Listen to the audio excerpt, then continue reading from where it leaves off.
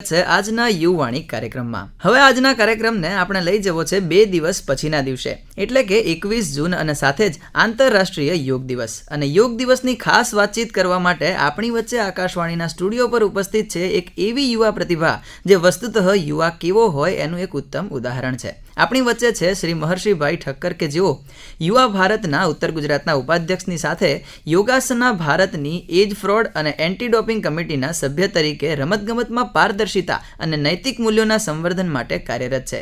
તદુપરાંત તેઓ વર્લ્ડ યોગાસના કે જે પહેલાં ઇન્ટરનેશનલ યોગાસના સ્પોર્ટ્સ ફેડરેશન તરીકે ઓળખાતું એમાં પણ ઓફિસર ઓન સ્પેશિયલ ડ્યુટી તરીકે જવાબદારી નિભાવી રહ્યા છે. તો આવો યોગ વિશે તેમની પાસેથી જાણીએ અવનવી વાતો અને સાંભળીએ કે આજની યુવા પેઢી રોજિંદા જીવનમાં યોગને કેવી રીતે જોડી શકે. સૌથી પહેલાં તો આપનું સ્વાગત છે મહર્ષિભાઈ આકાશવાણીના સ્ટુડિયો પર. મનનભાઈ, ખૂબ ખૂબ આભાર આપનું અને આકાશવાણી પરિવારનું મને અહીંયા બોલાવવા માટે. શરૂ કરીએ આજની વાતચીત. તો જ્યારે સૌથી પહેલાં વાત એ કરવી છે કે આજે સમગ્ર વિશ્વ 12મો આંતરરાષ્ટ્રીય યોગ દિવસ ઉજવવા જઈ રહ્યો છે. તો સૌથી પહેલું મિસકન્સેપ્શન લોકોની વચ્ચે એ હોય છે કે યોગ એટલે આસનો, પ્રાણાયામ અને કસરત કરવી. તો એ સંદર્ભે આપ શું કહેશો? ખૂબ અદ્ભુત પ્રશ્ન છે મનનભાઈ. યોગ એક એટલો જનરસ વર્ડ લોકોએ આજે બનાવી દીધો છે કે યોગને અંગ્રેજી ભાષાવાળા યોગા અને તદુપરાંત યોગની અલગ અલગ રીતે અલગ અલગ પરિભાષાઓ કરીને એને મન ફાવે એમ લોકોએ વર્ણવ્યો છે. પણ આપણા દેશના ઋષિ એટલે કે મહર્ષિ પતંજલિ, જે 6 દર્શનોમાંનું એક દર્શન એટલે કે યોગ દર્શન. અને યોગ એક જીવનશૈલી છે. યોગ ખાલી એક કરવાની કસરત નથી, પણ એના 8 અંગો છે. અને 8 અંગોનું એક ભાગ છે એ આસન અને પ્રાણાયામ. બીજું ભાગ, આ જે 2 ભાગ છે એને મોટાતર લોકો એને જ યોગને ગણીને બેઠા છે. પણ યોગ એક ડાયવર્સ લાઇફસ્ટાઇલ, જેની અંદર સૌથી ઇમ્પોર્ટન્ટ એટલે કે અનુશાસન, એની ખૂબ જ મહત્વતા સાથે મહર્ષિ પતંજલિ આપણી વચ્ચે મૂકી છે. અને આપણા ઋષિઓએ આધ્યાત્મ અને જીવનશૈલીને ખૂબ સારી રીતે વર્ણવ્યું છે. અને એમાં અલગ અલગ 4 માર્ગ કીધા: કર્મ, ભક્તિ, યોગ અને જ્ઞાન. અને એમાંનો આ એક રસ્તો એટલે કે યોગ, જ્યાં ન ખાલી આપણે કસરત કે પછી પગ હલાવવાના હોય છે, પણ એક જીવનશૈલી છે જેને આપણે આપણા જીવનમાં વર્ણવવાની હોય છે અને એને આપણે જીવવાની હોય છે. ભારતીય દર્શનના મુખ્ય 2 ભાગ છે, એક આસ્તિક દર્શન અને નાસ્તિક દર્શન. જેમાંના આસ્તિક દર્શનના 6 ને એમાંનું એક યોગ દર્શન જે આપણે હમણાં વાત કરી. તો એ યોગ દર્શન ખરેખર શું છે ને એમાં કયા કયા આસ્પેક્ટનો સમાવેશ થાય છે? હા, એ જ કે યોગ દર્શન એટલે કે જીવવાની કલા જે મહર્ષિ પતંજલિએ આપી અને એના 8 અંગ આપ્યા: યમ, નિયમ, આસન, ધ્યાન, ધારણા, પ્રાણાયામ, પ્રત્યાહાર અને સમાધિ. મેં અલગ અલગ સિક્વન્સમાં કીધી કારણ કે લોકોના મગજમાં એ જ સિક્વન્સ ઓલવેઝ હોય છે કે એ, અને એકચ્યુઅલી એની જે સિક્વન્સ છે ને એ જ એની એક સ્ટેપ વાઇઝ છે. પણ આજના લોકોએ એ સિક્વન્સને તોડી નાખી છે. એટલે હું ચાહું છું કે લોકો આ સિક્વન્સને સમજવાનો પ્રયત્ન કરે, પણ એની પહેલાં આ 8 અંગને સમજવાનો પ્રયત્ન કરે કે યોગ ખાલી કસરત નથી, યોગ ખાલી એક કરવાની ક્રિયા નથી, પણ શરીર, મન આ બેના તાદાત્મ્યને એટલે કે આ બેનું જે જોડાણ છે એને બહુ જ સારી રીતે મહર્ષિ પતંજલિએ અલગ અલગ શ્લોકમાં એનું વર્ણન કર્યું છે. અને એનો જે પ્રથમ શ્લોક છે અથ યોગ અનુશાસનમ, એટલે કે પહેલું જ એમાં અથ કે હવે આપણે યોગની શરૂઆત કરીશું. અને એ શરૂઆત અનુશાસનથી થાય છે એટલે કે યમ અને નિયમ. પછી તદુપરાંત ત્યાં આપણે આસન આવે છે એટલે કે શરીરનું જોડાણ. પછી આપણું પ્રાણાયામ આવે છે એટલે કે શ્વાસનું અને શરીર આ બેનું જોડાણ. પછી પ્રત્યાહાર એટલે કે આપણી જેટલી પણ ઇન્દ્રિયો છે જે બહારના અંગોમાં આપણે કેન્દ્રિત છે. પછી આગળ આપણે જઈએ છીએ ત્યાં આપણે ધારણા, અને એનાથી આગળ જઈએ છીએ ત્યારે ધ્યાન. એટલે કે શ્વાસ, એના પહેલાં શરીર, આ બેનું જોડાણ થાય અને પછી આપણે સમાધિની અવસ્થા એટલે કે ચિત્તવૃત્તિ નિરોધ અથ યોગ. એટલે કે આપણી જેટલી પણ ચિત્તની વૃત્તિઓ છે, આપણી જેટલી પણ મહત્વાકાંક્ષાઓ છે, આપણે શારીરિક રીતે ખાલી આપણા કારણો નથી પણ મનથી પણ આપણા કારણો છે, એ બધા જ કારણોની, બધી જ વૃત્તિઓનું નિરોધ થવું એને યોગ કહેવામાં આવ્યું છે. અને એના 8 અંગો એના વિશે મહર્ષિ પતંજલિ ખૂબ સરસ રીતે વાત કરી છે. પણ આજની પેઢી આને કઈ રીતે સમજી શકે ને એ આગળ આપણે વાત કરીએ કે આજની પેઢી આ 8 અંગને કઈ રીતે વર્ણવી શકે અને એનું એમના જીવનમાં કઈ રીતે એનું વલણ કરી શકે. આજની પેઢીની આપણે વાત કરી છે તો હવેનો પ્રશ્ન સીધો આપણે પ્રેક્ટિકાલિટી સાથે જોડીએ કે આપણે અવારનવાર માઇન્ડફુલનેસ શબ્દ ક્યાંક ને ક્યાંક સાંભળ્યો હોય અને એના વિશે આપણે વાત કરતા લોકોને સાંભળ્યા પણ છે. તો યોગની જે ધ્યાનની અવસ્થા છે જેને લોકો આજની તારીખમાં મેડિટેશન પણ કહેતા હોય છે, તો એ મેડિટેશન અથવા આસન અને પ્રાણાયામના માધ્યમથી આપણે પ્રેઝન્ટ મોમેન્ટમાં કેવી રીતે રહી શકીએ એ આપણને યોગ કેવી રીતે શીખવે છે? વાહ, ખૂબ અદ્ભુત પ્રશ્ન છે. Present moment. ઘણીવાર આપણે એવું વિચારીએ છીએ કે આપણે અહીંયા રહેવું છે. તો મહર્ષિ પતંજલિ એટલે કે યોગ દર્શને આના વિશે એક ખૂબ અદ્ભુત વાત કરી છે. મનની 5 સ્થિતિ કીધી. આપનું નામ જ મનન છે અને એ જ મનન કરવું એ જ એક મનની સ્થિતિ છે કે આપણે બેઠા છીએ અત્યારે. યુઝ્યુઅલી કેવું છે કે આજની જનરેશન એવું માને છે કે મને કંઈ વિચાર જ નથી આવતું, તો આ તો બ્રાહ્મી સ્થિતિ થઈ ગઈ કે મનનો વિચાર ન આવે એટલે ચિત્ત વૃત્તિ નિરોધ. પણ એવું હોતું નથી. મનની 5 સ્થિતિ છે: ક્ષિપ્ત, વિક્ષિપ્ત, મૂઢ, એકાગ્ર અને નૈરુદ્ધ. મોટાતરના લોકો એટલે કે બાળકો એ ક્ષિપ્ત અને વિક્ષિપ્તમાં જ રમતા હોય છે, એટલે કે જે ચંચળ મન આપણે કહીએ. એનાથી ત્રીજી સ્થિતિ છે મૂઢ, જેને લોકો એકાગ્રતા કે પછી કહેવાય ને કે નિર્વાણ અવસ્થા. અને અત્યારે બહુ જ આપણી ઝેન્ઝીની અંદર આ એક ચલણ આવી ગયું છે કે મને કોઈ થોટ જ નથી આવતો, અને આ થોટ ન આવવા માટે લોકો ઘણા બધા વ્યસનોનો પણ ઉપયોગ કરે છે. પણ એનાથી ઉપરની જે સ્થિતિ છે એકાગ્રતાની, એના માટે તાડાસન છે, એના માટે વૃક્ષાસન છે, એવા ઘણા બધા આસનો છે, પ્રાણાયામ છે, શ્વાસો પર કેન્દ્રિત ધ્યાન કરીને પણ ઘણી બધી પ્રક્રિયાઓ છે, વિપાસના જેવી પદ્ધતિઓ પણ આપણા ઋષિમુનિઓ ભારતની અંદર આપીને ગયા. અને એના પછી નિરુદ્ધ અવસ્થા. આ 5 અલગ અલગ અવસ્થા છે અને આમાં પ્રેઝન્ટ ઓફ માઇન્ડ એટલે કે કોન્શિયસનેસ એની મોટાતરે ત્યાં વાત કરવામાં આવે છે. અને એનું જ મહત્વ છે કે તમે આ ક્ષણમાં અહીં રહી શકો. હવે તમે એમ કહેશો કે આજની જનરેશન આ કરી કઈ રીતે શકે? તો આપણા બધાનું રૂટીન જે પ્રમાણેનું છે એ ઓલવેઝ પાસ્ટ અને ફ્યુચર આ બેમાં જ ટાઈમ વધારે હોતું હોય છે. આપણે પ્રેઝન્ટ મુમેન્ટને તો ધ્યાન આપી શકતા નથી. ત્યાં આસનનું આપણને મહત્વ વધે છે કે આપણે એક સ્થાને બેસીએ. એટલે પહેલું તો આપણું કમિટમેન્ટ થઈ ગયું શરીર સાથે કે આપણે એક આસને બેઠા. પછી આપણે ધીમે ધીમે ધ્યાન માટે પ્રાણાયામ શરૂ કરીએ છીએ, જ્યાં આપણું શ્વાસ સાથેનું તાદાત્મ્ય, અને ત્યાંથી આપણે ધ્યાનની અવસ્થાએ જઈએ છીએ અને ચિત્તની અવસ્થાએ જઈએ છીએ. આધ્યાત્મમાં એને અલગ અલગ સિદ્ધિઓવાળા આસનને સિદ્ધ કરવું એવી રીતે પણ જોવે છે. પણ ડે ટુ ડે વલણ માટે આપણે એવું કરી શકીએ કે માળા કરવી કે પછી યોગાસન કરવા કે કોઈક રૂટીનમાં જીમ કરવું. કે યોગ એવું નથી કે બેસીને જ કરવું. યોગ એટલે કે જોડાણ, અને જોડાણ માટે તમે જ્યાં છો ત્યાં પોતાનું 100% આપવું. એ જ પ્રેઝન્સ ઓફ માઇન્ડ છે. એના માટેની અવેરનેસ. એ જ વાતને ક્યાંક ને ક્યાંક ભગવદ્ ગીતાની અંદર કૃષ્ણ પણ કહે કે યોગ કર્મશુ કૌશલમ, કર્મમાં કુશળતા એ જ યોગ છે. અત્યારના સમયની વાત કરીએ ને તો આજે કોઈ પણ વ્યક્તિ હોય, જેન ઝીની વાત કરો કે મિલેનિયલ્સ કહો, દરેક લોકોને મોબાઈલનું એક પ્રકારનું એડિક્શન છે. ને એ મોબાઈલના એડિક્શનના કારણે ધીમે ધીમે કરતાં આપણું જે અટેન્શન સ્પાન છે ને એ ક્યાંક ને ક્યાંક ઘટતો જાય છે. જેના કારણે જે તમે મનની એક સ્થિતિની વાત કરી કે એકાગ્રતા લાવવી ને એ આજની તારીખમાં એક ચેલેન્જ છે. તો એ ચેલેન્જને આપણે યોગના માધ્યમથી કેવી રીતે ગ્રેજ્યુઅલી ઓવરકમ કરી શકીએ?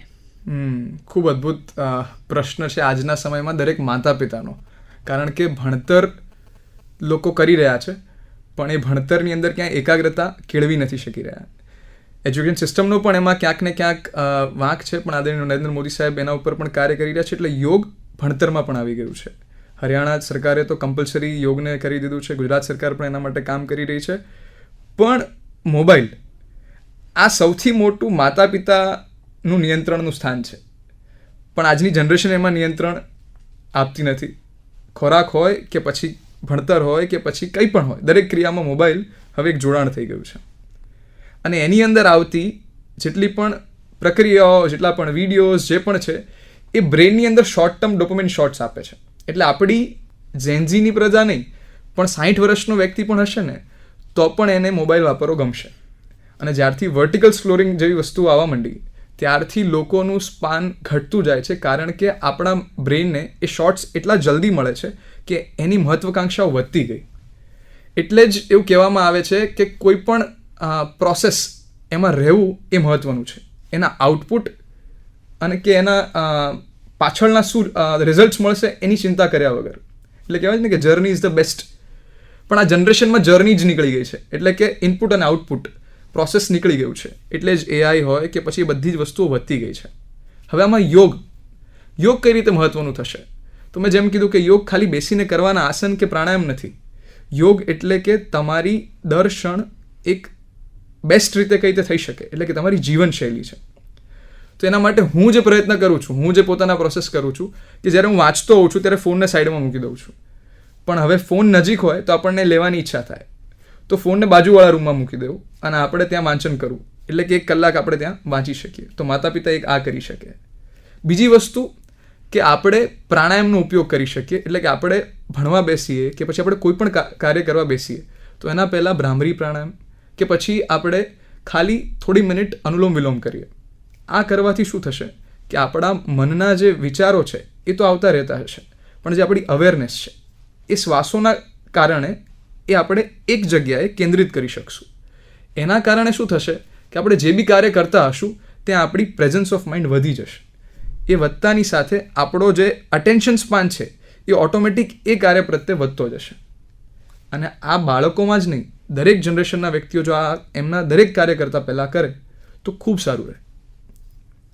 સૌથી અગત્યનો પ્રશ્ન એ છે કે આપણે આજની તારીખમાં જે કંઈ મેળવ્યું છે, જે આપણો ભવ્ય વારસો છે, હવે એ આપણે વિશ્વને પણ આપતા આવ્યા છીએ અને આ વર્ષે આપણે 12મો આંતરરાષ્ટ્રીય યોગ દિવસ પણ ઉજવી રહ્યા છીએ. તો મુખ્ય વિષય એ છે કે આપણને જે વારસો મળ્યો છે એને સાચવ્યા વગર, એનું સંવર્ધન કર્યા વગર આવનારી પેઢી સુધી આપણે નથી પહોંચાડી શકવાના. અને આજની તારીખમાં પાશ્ચાત્ય સંસ્કૃતિનો જે પ્રકારે આપણી સંસ્કૃતિ પર પ્રભાવ વધ્યો છે એના કારણે ક્યાંક ને ક્યાંક આ વારસો સચવાશે કે કેમ એવો એક પ્રશ્નાર્થ મારા મનમાં હતો. તો આજની યુવા પેઢી તરીકે આપણે જે આ યોગનો ભવ્ય અને દિવ્ય વારસો આપણને મળ્યો છે એનું સંવર્ધન કેવા પ્રકારે કરી શકીએ અને એને એઝ ઇટ ઇઝ ફોર્મમાં અથવા એના કરતાં કંઈક સારું બનાવીને આવનારી પેઢીને કેવી રીતે આપી શકીએ? બહુ મોટો પ્રશ્ન છે કે એઝ ઇટ ઇઝ ફોર્મમાં. કારણ કે આપણી ભારતીય સંસ્કૃતિ એવી રહી છે ને કે જ્યાં સૂક્તો કે પછી આપણે અત્યારે મહર્ષિ પતંજલિ યોગ સૂત્રો કહેવાય એમના 195 સૂત્રો જે 4 ભાગમાં એમને આપ્યા, અને એને સમજવું, સમજીને એને વર્ણવીને એને લોકો સુધી પહોંચતું કરવું, એટલે કે હજારો વર્ષોથી આવતી આ પ્રણાલી એ બહુ જ અલગ અલગ વેમાં આવી છે, પણ એના એઝ ઇટ ઇઝ ફોર્મમાં જોવા માટે સૂત્રોક્ત ફોર્મ. અને સૌથી મોટું ઇમ્પોર્ટન્સલી આપણે જોવા જઈએ તો વેદ, કે જે આપણને પ્રમાણ આપી શકે, એટલે કે સનાતન ધર્મની અંદર કોઈ પણ પ્રમાણ જોતું હોય તે વેદોક્ત પ્રમાણ હોય. હવે આજની જનરેશન આ પ્રોસેસમાં કઈ રીતે ઇન્વોલ્વ થાય એ બહુ મોટો પ્રશ્ન છે. અને જેમ આપણે વાત કરી, આદરણીય પ્રધાનમંત્રી નરેન્દ્ર મોદીજીએ એક વિશ્વ પટલ પર આંતરરાષ્ટ્રીય યોગ દિવસની એક ભેટ આપી. આ વખતે 12મો આંતરરાષ્ટ્રીય યોગ દિવસ છે અને એનો જે ટોપિક છે એ હેલ્થ એજિંગ પર છે. હવે વિશ્વ સ્તર પર સનાતન સંસ્કૃતિનાથી વિમુક્ત લોકો કે જેને એના વિશે ખબર નથી, કે જે આંશિક રીતે જાણે છે, એ બધા લોકોને એ વિશે પારંગત કરવા એ પોસિબલ નથી. તો એમાંનો એક ભાગ લઈને સાહેબે બધાની વચ્ચે મૂક્યો કે આપણે બધા જ એક કોમન યોગ પ્રોટોકોલ કરીએ, જેનાથી લોકો ખાલી એને સમજી શકે. એ દિવસે તો એટલીસ્ટ એને લોકો બધા ભેગા થઈને કરે. એની સાથે યુવાનોની અંદર આને કઈ રીતે લઈને જવું. યુવાનોની અંદર આ 195 સૂત્ર આજનો યુવા વાંચવાનું નથી, કે ના પછી એનું કોઈ ટીકા વાંચશે. બહુ ઓછા લોકો છે જેની અંદર જિજ્ઞાસા હશે, કારણ કે આ યોગ છે જે કરવાનો માર્ગ છે.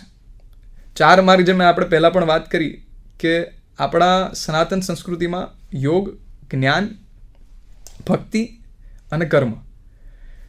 જ્ઞાનની અંદર જિજ્ઞાસાની જરૂર છે, ભક્તિમાં સમર્પણની જરૂર છે અને કર્મમાં તમારી કર્મનિષ્ઠાની જરૂર છે. પણ અહીંયા યોગમાં અનુશાસનની જરૂર છે. હવે આ આજની જનરેશન સુધી કઈ રીતે મૂકવું? સંવર્ધન શબ્દ બહુ જ મોટો છે, પણ એને આંશિક રૂપે ક્યાંક પ્રધાનમંત્રી મોદીજી અને સ્વામી રામદેવજી મહારાજે વર્લ્ડ યોગાસના એટલે કે ઇન્ટરનેશનલ યોગાસના સ્પોર્ટ્સ ફેડરેશનની પણ સ્થાપના કરી અને છેલ્લા 6 વર્ષથી યોગાસના ભારત એટલે કે નેશનલ યોગાસના સ્પોર્ટ્સ ફેડરેશન, જે 10 લાખથી પણ વધારે વિદ્યાર્થીઓ સ્કૂલ અને કોલેજીસના, હવે પોલીસ એકેડમી પણ જોડાણી, સિવિલ સર્વિસીસ પણ જોડાઈ રહ્યા છે, આટલા એથ્લીટ્સ યોગનું એક અંગ એટલે કે આસન એને એક સ્પોર્ટ્સ તરીકે પરફોર્મ કરી રહ્યા છે. અને ગત દિવસોમાં જ આપણા જ કર્ણાવતી અમદાવાદ શહેરની અંદર 4 થી 8 જૂનમાં 79 દેશોના લોકો, 500થી વધારે એથ્લીટ્સ, અહીંના જ લોકો એમને ટ્રેન કર્યા અને તેઓ અહીંયા બધા આવ્યા અને ખૂબ અદ્ભુત વર્લ્ડ યોગાસના ચેમ્પિયનશિપ ફર્સ્ટ અમદાવાદની અંદર યોજાઈ. અને એક કહી શકાય તો વિશ્વ પટલ પર યોગને આસનના રૂપમાં એટલે કે યોગાસનાના રૂપમાં, સ્પોર્ટ્સના રૂપમાં આવનારા સમયમાં કોમનવેલ્થ અને ઓલિમ્પિક્સમાં પણ આપણો ધ્યેય છે આદરણીય પ્રધાનમંત્રીજીની માર્ગદર્શન હેઠળ સ્વામી રામદેવજી મહારાજના આશીર્વાદ હેઠળ આ કદાચ યોગાસન ઓલિમ્પિક સુધી પણ પહોંચશે અને ભારત જ નહીં પણ વિશ્વના દરેક યુવાનો આને પરફોર્મ કરશે. અને એક એવું સ્પોર્ટ્સ કે જે સસ્ટેનેબલ પણ છે, જે ઇકોનોમિકલ પણ છે, જ્યાં કોઈ કિટ્સની રિક્વાયરમેન્ટ નથી, પણ એને કહી શકાય તો કે ખાલી એક મેટ પાથરીને એમને પરફોર્મ કરવાની છે. એટલે આપણી જનરેશન, આપણા વડીલો, આપણા જેટલા પણ ગુરુજનો છે, સંતો છે, એને હુબહુ રૂપમાં નહીં પણ આજના સમય પ્રમાણે, આજના યુગ પ્રમાણે એક નવીન રૂપમાં એનું સંવર્ધન કરવાનો પ્રયત્ન કરી રહ્યા છીએ. અને એમાં પણ મને સેવા કરવાનો મોકો મળ્યો છે. તો ચાહું છું કે આપણા દેશના દરેક યુવાનો ગ્રાઉન્ડ લેવલ પર, ડિસ્ટ્રિક્ટ લેવલ પર, રૂટ લેવલ પર આપણે થઈ શકીએ તો આપણા નાના જેટલા પણ મિત્રો છે, આપણાથી મોટા છે, જે યોગને, જે યોગાસનાને વધારી શકે અને આવનારા સમયમાં ઓલિમ્પિક્સમાં આપણે જે દર વખતે મેડલ ટેલીમાં આપણે ક્યાંક ને ક્યાંક પાછળ હોઈએ છીએ, તો આપણે વર્લ્ડ લેવલ પર કમ્પીટ કરી શકીએ. એનું ખૂબ અદ્ભુત ભેટ આપણને નરેન્દ્ર મોદી સાહેબે આપી છે કે યોગાસન એઝ અ સ્પોર્ટ્સ. તો એનો ખૂબ સારો પ્રયત્ન થઈ રહ્યો છે છેલ્લા 6 વર્ષથી. અને આવી અલગ રીતે આપણે યોગાસના કે પછી યોગ એનું સંવર્ધન કરવા માટે આપણી તરફથી કોઈ પણ રીતે એનો પ્રયત્ન કરી શકીએ. કારણ કે સનાતન સંસ્કૃતિમાં ક્યાંય કોઈ વસ્તુથી બાધ્ય નથી. જે કરવું હોય એને બેસ્ટ વેમાં કરવું, અવેરનેસ સાથે કરવું. આપણે યોગને ખાલી પરફોર્મ નથી કરવાનું, એને જીવવાનું છે. ઇતિ યોગ અનુશાસન. અંતિમ વાત કે આજના આપણા વિશ્વ યોગ દિવસની આ ખાસ વાતચીતમાં જતાં જતાં આપણા યુવા શ્રોતા મિત્રોને આપ શું સંદેશ આપવા માંગશો? વાહ, યુવા, જેને સંસ્કૃતમાં તારુણ્ય કીધા કે એક તરુણ અવસ્થા કહેવાય ને, કે 20 વર્ષથી લઈને 30 વર્ષની અવસ્થા, એટલે કે 20 આપ છે ને, ગુજરાતી બહુ અદ્ભુત ભાષા છે. 20, 21 એટલે કે આ 20 પીવાની અવસ્થા છે. આ અવસ્થામાં આપણું મન પણ ચંચળ હોય છે. આપણી પાસે સમાજની દરેક પ્રકારની જવાબદારીઓ આ જ સમયે આવે છે. આપણું વૈવાહિક જીવન હોય કે આપણું વ્યવહારિક જીવન હોય કે પછી આપણે ધન અર્જિત કરવાનું હોય કે પછી આપણા જીવનના જે પણ ધ્યેય હોય એને પૂર્ણ કરવા માટેનું માર્ગ અગ્રેસર કરવું, એ દરેક વસ્તુ આ જ સમયે થાય છે. તો બાળપણથી જો આપણને યોગ ન મળ્યો હોય તો આજ સહી અત્યારથી મળી શકે. આ વાત સાંભળવાથી તમને પ્રેરણા થાય તો તમે સારા ગુરુ, સારી સંસ્થા ત્યાં જઈને ખાલી યોગ વિશે સમજી શકો છો. અને આયુષ મંત્રાલયની સ્થાપના થઈ છે સરકાર દ્વારા. તો યોગ તો હવે વિશ્વ પટલ પર ભારત સરકાર અત્યારે યોગની દરેક પ્રકારના ટ્રેનિંગ કોર્सेस, યોગની ટીચર ટ્રેનિંગ, એને લોકો કઈ રીતે પોતાના ફાઇનાન્સ માટે, એટલે કે તમારે તમારું પ્રોફેશન પણ યોગની અંદર કરવું હોય, વિશ્વ પટલ પર તમારે યોગના એમ્બેસેડર થવું હોય તો પણ આયુષ મંત્રાલય એનો સપોર્ટ કરી રહ્યું છે. એટલે આ બધાની સાથે, એટલે કે તમારા કરિયરને પણ જોડી શકો છો અને પોતાની જાતને જોડવું. યોગ અલ્ટિમેટલી તમને તમારી સાથે જોડે છે. Everything is within. એની અનુભૂતિ, એનું તમારે રિયલાઇઝેશન કરવું હોય કે તમારી અંદર જ બધું છે, તમારી સેલ્ફ ઇન્સ્ટિંક્ટ હોય કે પછી તમારી અંદર એક ચેતના છે, એને અનુભવવી હોય, તો એ યોગ ખૂબ અદ્ભુત માર્ગ છે. એ આજની પેઢી જો અપનાવે તો એમનું જીવન, એમની જે ચેતના છે એ રાષ્ટ્ર ચેતના માટે, એટલે કે એ માનવથી મહામાનવ થવાની એક પ્રક્રિયા, એની અંદર ના ખાલી અગ્રેસર થશે પણ ખૂબ જ સારી રીતે એમનું જીવન જીવી શકશે. તો આજના યુવાઓને ખૂબ હૃદયથી અને ભાવથી કહેવું છે કે યોગને ખાલી કસરતના માધ્યમથી નહીં પણ એના જીવનમાં વલણ કરશો તો ખૂબ તમને પણ લાભ થશે, સમાજને પણ થશે, રાષ્ટ્રને થશે અને વિશ્વને થશે. અસ્તુ. આપની વ્યસ્ત દિનચર્યામાંથી સમય કાઢીને અમારા શ્રોતા મિત્રો સાથે વાત કરવા માટે આપનો ખૂબ ખૂબ આભાર. તો મિત્રો, આ હતી આજની આંતરરાષ્ટ્રીય યોગ દિવસની ખાસ વાતચીત અને યુવાણી કાર્યક્રમમાં હવે સમય છે તમારા બધાથી વિદાય લેવાનો, પણ એની પહેલા આવો સાંભળીએ એક સુંદર મજાનું ગીત. ओ शेरा उठ जरा ते फिर ओही जलवा दिखा अपना, बड़ी